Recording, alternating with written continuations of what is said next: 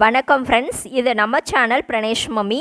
இன்றைக்கி வந்து நம்ம வீடியோவில் நம்ம எதை பற்றி பார்க்க போகிறோம் அப்படின்னா 1 இயர்லேருந்து எல்லா வயசு குழந்தைங்களுக்கும், ஈவன் ஸ்கூல் போகிற குழந்தைங்களுக்கு கூட டெய்லியுமே பிரேக்ஃபாஸ்ட்டு அதுக்கப்புறம் டின்னருக்கெல்லாம் வந்து இட்லி தோசைன்னு இந்த மாதிரியே கொடுத்தா ரொம்ப போர் அடிக்கும்.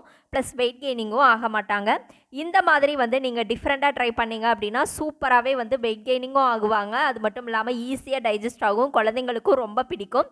இந்த சத்தான ரெசிபி எப்படி செய்கிறதுன்னு பார்க்குறதுக்கு முன்னாடி இந்த வீடியோக்கு ஒரு லைக் பண்ணிட்டீங்க அப்படின்னா உங்களை மாதிரி இன்னும் நிறைய மம்மிஸ்க்கு இந்த வீடியோ யூஸ்ஃபுல்லாக இருக்கும். அது மட்டும் இல்லாமல் இப்போ தான் நீங்கள் ஃபஸ்ட் டைம் நம்ம சேனல் பார்க்குறீங்க அப்படின்னா மறக்காமல் நம்ம சேனலை சப்ஸ்கிரைப் பண்ணிக்கோங்க. ஓகே ஃப்ரெண்ட்ஸ், இந்த சூப்பர் ஹெல்தி ஒரு வயசு குழந்தையிலேருந்து எல்லா வயசு குழந்தைங்களுக்கும் கொடுக்கக்கூடிய இந்த பிரேக்ஃபாஸ்ட் அல்லது டின்னர் ரெசிபி செய்கிறதுக்கு இன்றைக்கி நான் வந்து பச்சைப்பயிறு ஒரு 1/2 கப்பு பச்சைப்பயிரை நைட்டே ஊற வச்சுட்டேன் மார்னிங் பிரேக்ஃபாஸ்ட்டுக்கு செய்கிறதுக்காக. இது நல்லா வந்து ஊறி வந்துட்டுருக்கு. இந்த பச்சைப்பயிறு பார்த்தீங்க அப்படின்னா ப்ரோட்டீன், அயன், விட்டமின், ஆன்டி ஆக்சிடென்ட்ஸ்னு அவ்வளோ சத்து இருக்குது குழந்தைங்களுக்கு. இப்போது நம்ம ஊற வச்ச இந்த பச்சைப்பயிரை வந்து அந்த ஊற வச்ச தண்ணியெல்லாம் கொட்டிட்டு நல்லா கழுவிட்டு ஒரு மிக்ஸி ஜாரில் வந்து சேர்த்துக்கலாம்.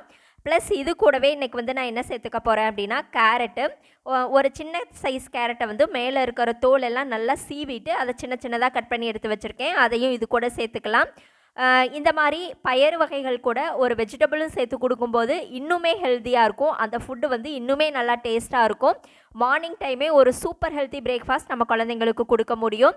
இது கூட கொஞ்சம் தண்ணி சேர்த்துட்டு இதை நல்லா ஃபைனாக அரைச்சி எடுத்துகிட்டு வந்துடுங்க. இப்போது நல்லா அரைச்சி எடுத்துகிட்டு வந்த இந்த மாவை வந்து ஒரு மிக்சிங் பவுலில் சேர்த்துக்கோங்க. கேரட்டும் பச்சைப்பயிரும் சேர்த்து அரைச்சது.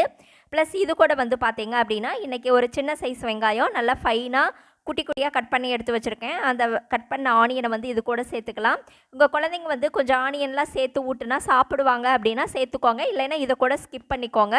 இப்போ இது கூடவே வந்து பார்த்தீங்க அப்படின்னா கொஞ்சமாக ஜீரகத்தூள் சேர்த்துக்கலாம். நல்லா ஃப்ளேவராக இருக்கும், ஃபுட்டு நல்லா டைஜஸ்ட் ஆகும். அதுக்காக ஜீரகத்தூள், அதுக்கப்புறம் கொஞ்சமாக மஞ்சள் தூள், அதுக்கப்புறம் கொஞ்சம் சால்ட்டு, கொஞ்சம் பெப்பர் பவுடர் இதெல்லாம் சேர்த்து ஒரு பேன் கேக் மாதிரி ஊற்றிடலாம். இப்போ இது கூட நான் கொஞ்சமாக மஞ்சள் தூள் சேர்த்துக்கிறேன். இது கூடவே ஜீரகத்தூள் கொஞ்சமாக சேர்த்துக்கோங்க.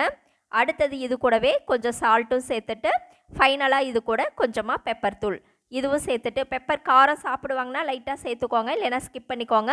ஒரு வயசுலேருந்து இருக்கிற குழந்தைங்களுக்கெல்லாம் இந்த மாதிரி எல்லா ஃபுட்லேயும் கொஞ்சம் கொஞ்சம் காரம் சேர்த்து கொடுத்தா தான் நம்ம ஃப்யூச்சரில் வந்து வீட்டில் இருக்கிற சாப்பாடெல்லாம் சாப்பிட்டு பழகுவாங்க. இப்போ இது எல்லாத்தையுமே மாவை நல்லா மிக்ஸ் பண்ணிவிட்டு ஸ்டவ்வில் ஒரு பேன் வச்சு ஹீட் பண்ணிக்கலாம்.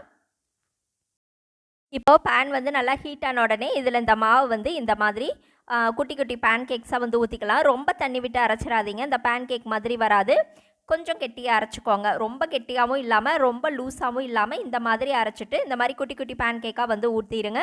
மேலே வந்து நெய்யோ இல்லை குக்கிங் ஆயிலோ சேர்த்துட்டு நல்லா வேக வச்சு 2 பக்கமும் அடிக்கடி வந்து திருப்பி போட்டோம் அப்படின்னா தான் உள்ளே வந்து நல்லா வெந்து வரும்.